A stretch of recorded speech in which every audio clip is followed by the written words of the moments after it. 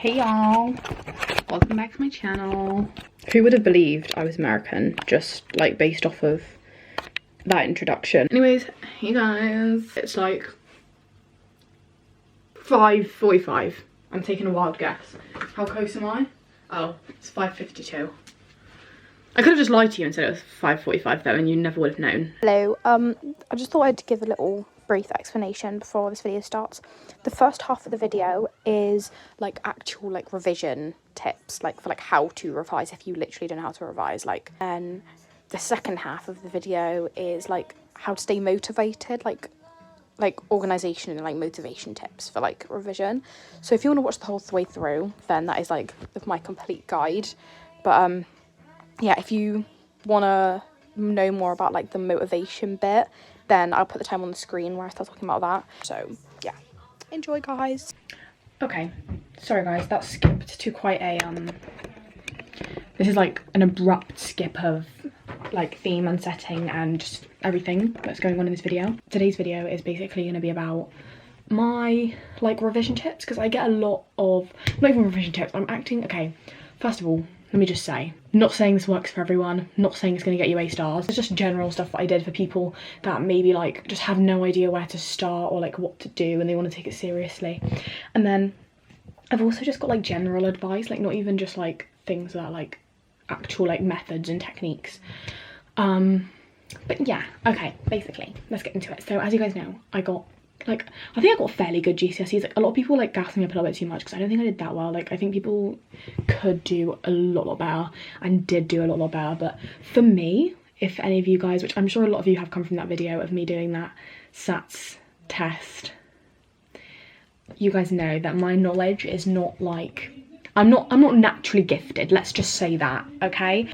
First of all, I'm gonna start off with my actual like genuine like revision, like, you know what I mean, like techniques, like how to actually revise, not even just things about like around like motivation and stuff like that. So my first thing is, if you know me, you know I love a cheeky mind map.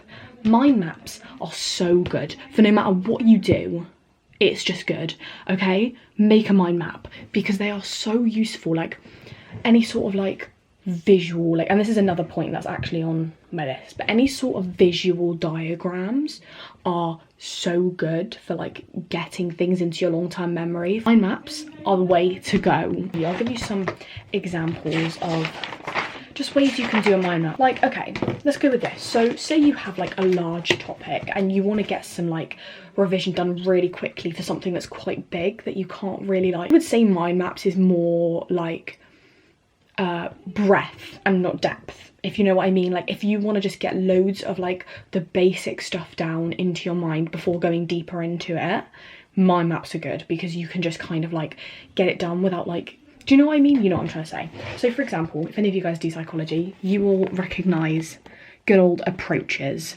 So as you can see here, I've got my big title at the top of approaches, and I've got every single approach. As you can see, that's not in detail at all because I literally have like bullet points of like information. But once you think of that topic and you have those bullet points down, you can then go deeper into that just from like having that down. And you can do more detailed mind maps. I will show you an example of a more detailed mind map in a second, but stuff like this is so good. Let me show you a more detailed example of a mind map where you can like go into one thing and like make it really, okay, yeah, let's go with this. So this was on the eyewitness testimony part of psychology. So as you can see, I have my little brain in the middle, and I've sort of done like almost like a, I don't even know how to explain it, like it's not even a mind map, but just making some sort of visual diagram like that.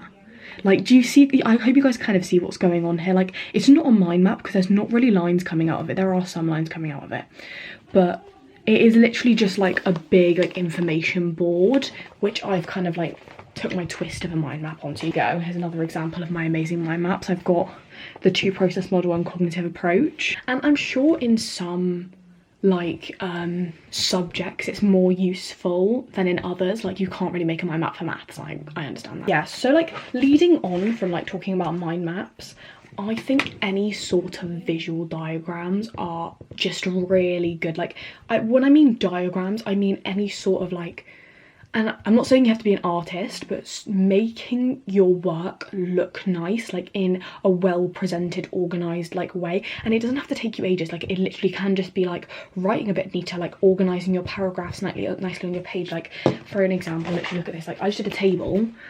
I don't know, even just like focusing on having your handwriting nice can be a way of getting something into your head, because you're focusing on so much more what you're writing. Any sort of like visual sort of things like this, like how you've got the 4 little bits, those are just really good for getting things into your long-term memory. I get some people take that more seriously than others, because I know like there's people that like really want to make their work look nice, like they use like nice pens and everything like that, which I'll get onto in a minute actually, because that is another tip. But like, just making it look a little bit organised and nice, and like, it's not even about making it look nice, it's just about like presenting it in a way that is like a visual representation of how you imagine it in your head. It's just, I don't know if you guys are getting what I mean, but I hope you get what I mean. Moving on from that, another just basic tip I would say is regular exam questions. And everyone is going to say this to you, but I'm going to like really get this into your brain. So like, if you don't think you can go straight into like just revising like based off of exam questions, because obviously like if you're wanting to revise, I'm not gonna like imagine you're at a point where you're like knowing everything because you're wanting to revise, which like people make that mistake a lot. Like, they just go straight into exam questions thinking that's like a good way of revision, which it is, but if you don't know what you're writing about and a good way to write about it, then it's not really going to be useful, and you're going to be going into the exam writing questions in a way that you've practiced, which isn't actually, like, I think you guys know what I mean by that. So what I do normally is, if I know that I want to do exam questions on something, I will revise the whole thing first, and then towards the end of that revision session, like, even if it's like, I am quite like a like time slot person, so I'll do like an hour of revising that topic and then an hour of questions, but I know some people aren't like able to sit down for that long. So even if it's revising it in the morning and then coming home in the night and like doing exam questions then, because you'll also remember it from the morning, as long as it's like quite close to it. So yeah, regular exam questions are good, and like, you don't need to do that every single time. Like, you just need to do that like a couple times on like a certain subject or topic, and then once you do those exam questions like a bunch, you'll just kind of know how to start writing them and know. And if you feel like you're writing a question like badly, go back and revise it again, and then go and answer those questions again. Another tip of mine will be flashcards. Now, I'm not gonna lie, I haven't been using flashcards as much lately, but I did use them so much during my GCSEs. And it's just because they're an easy way of regular repetition, and that's like a really good way to get things into your brain, obviously. For a lot of people, like, they can't be, like, the task of making the exam cards is harder than actually doing them, which is why I would say, if you can't do that, like, literally set some time out just to be able to write them down, and like, don't even go in with the mindset of being like, okay, I'm going to revise these right now. Like, do them, and then the next day come back to them and start revising them after you've written them down. Or I would say invest in some pre-written flashcards, because like, I bought those for my GCSEs. Like, I'm pretty sure like Edexcel have some, like, it wasn't even Edexcel that I did my science with, I think it was, but Edexcel, I know they make like science ones that like come in a pack, and they're literally like £10 or something. I don't know. And my final thing I'm going to say about actual revision, actually no, I've got one more thing to say after that. Notion, I would say, is a bit of a hit or miss for some people, but for me it was a very, very big hit. Okay, I literally didn't even explain what it was. Notion is literally just like this app that you can get on your phone or your computer, and it just like, it's like a note-taking thing. It's very easy to use. It's like just quite useful for like if you want to make organised notes or like pages, kind of like, it's kind of like a Word document almost, but it's just, you can do a lot more stuff with it. You can like decorate it all nice, and like there's just a lot of things you can do. Like, it's very cool. I don't know how to go into it. If you don't know what Notion is, just watch someone else's YouTube video explaining how to use Notion and everything like that, and see if it's your cup of tea, but it's not for everyone. My final thing I'm going to say, which I'm not going to talk about too much because I don't actually use it myself, but I did used to use it during GCSEs. I don't use it anymore because I've just got into a better habit of revising just like on my own, just naturally, which you will find anyway. But Pomodoro is very good. For me, I think 25 minutes and then 5 minutes was the one that I used to use, or even like 20 minutes, 10 minutes if you're like really, if you really like struggle with revision. But 5 minutes for me was crazy, and like it helped me so much because it makes time go so fast when you're thinking of it in like 25-minute like gaps. When you sit and think, okay, I've got a free day today, I want to revise for 3 hours, like, which I'm not saying is like how much you should revise, I'm just using it as an example if someone's aiming for that. That is an overwhelming thought to think 3 hours. So if you take it 25 minutes by 25 minutes by 25 minutes, it just goes faster. That's it for like my actual techniques. So I want to just have some like, these are just some like motivational things in general for like people that struggle to revise and like sit down and focus. The first thing I'm going to say, which I always talk about, is just organisation. Being organised. Like, it can be anything from just having a nice organised desk to like having your lessons filed organisedly in like a folder, or like, I don't know, like me, I used to just get so overwhelmed with my space, like the area that I was in. Like if I revise, I need to have everything off my, not everything off my desk, but like I need to have a nice amount of room on my desk. All my books need to be out next to me, the ones that I'm going to use, I need to have them filed, organised, know what I'm going to do. When you're overwhelmed and you see all that stuff and you're just like, I can't be bothered, it's so easy to just be like, I'm not doing it, I'm gonna go watch TV. Like, do you know what I mean? Whether it's like your area, your room, keeping your room clean, like, I will say this like forever, and I'm not even gonna tell people to like go and clean their room, but like having a good space makes a world of difference. Like having just a clean, nice, organised area where you feel comfortable, where you feel happy. If you feel comfortable in like your clothes being all over the floor, brilliant, leave it like that. Literally, it's just about what feels like a good space to you. So my second thing is going to say, this is not a thing that you need at all, but for me it's a tip that I'm going to say. I understand not everyone has the same like money, like status, and some people can't afford this, but for me, having equipment, like, don't be too extra with it, because I remember there was times in year 11 where I had like all these weird maths gadgets and I just didn't use any of them because like you don't need to.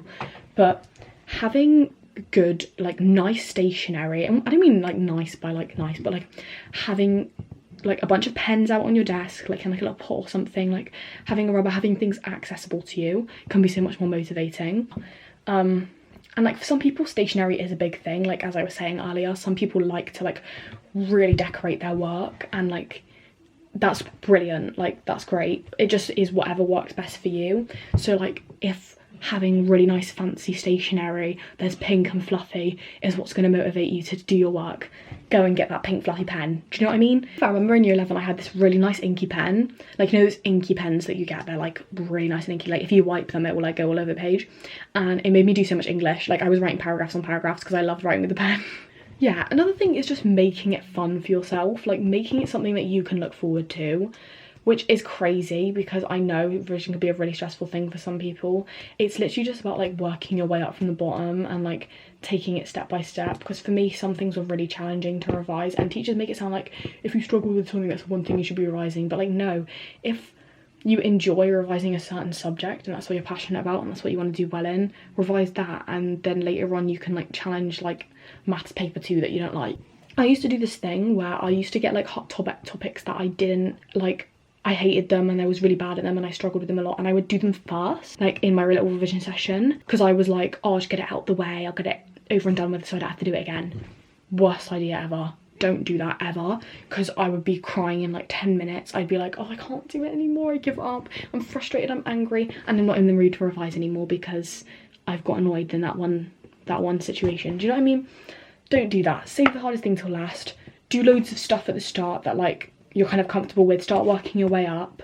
I'm not saying waste time doing stuff you already know, but literally just like take it slowly, like do things first that like you kind of get more of a grasp on but you want to revise it again. Try and make revision fun for yourself, make it something you can look forward to. Like for me, it literally, the one thing that motivated me was literally just making it my like chill time, like making a nice environment. Like if you know me, I love a cheeky candle. I used to get a candle going, I'd get my nice like ambient lighting down. You want to turn the lighting down a bit, not so that you like fall asleep, but like having good lighting in your room as well is a good like motivate. When I used to just like sit in my bed and like do nothing all day, you're not actually relaxing, because in the back of my mind I would know, okay, I need to be revising right now, I should be revising right now, I'm not being productive. So you're not actually even enjoying that time that you're sat down. Doing 2 hours of revision and then going back and sitting back in your bed will feel 10 times better than sitting in your bed all day, trust me. Another thing I'd say, and I know this is probably might stress some people out even more than helping them, because it might be, it's like during exam season now, so I can't really like say anything to help you with this one, but start early. And I'm not saying like stupidly early, like cramming revision, but I mean just like actively revise as early as possible. Like, you just have time on your side, you have time. Like, that is literally the biggest thing that you need, time. Final point, take breaks. If you need a break, take a break. As much as I say an hour a day will help, if you miss an hour of a day, it's not that deep. It's not that deep. Don't keep that mindset forever though. I mean, if you miss one day out of like loads of days, it's not going to mean anything. I don't mean miss every single day. Yeah. Anyway, I think that like brings me to the end of this video. I feel like I've talked a lot, my mouth is dry, but I hope that I helped someone out if you needed help. So yeah, if you're doing your A-levels, GCSEs, whatever, good luck. You are going to do just fine, and when it's all over, you can have a nice sunbathe in the back garden and it will feel worth it. Thank you so much, guys, and I will see you next Monday.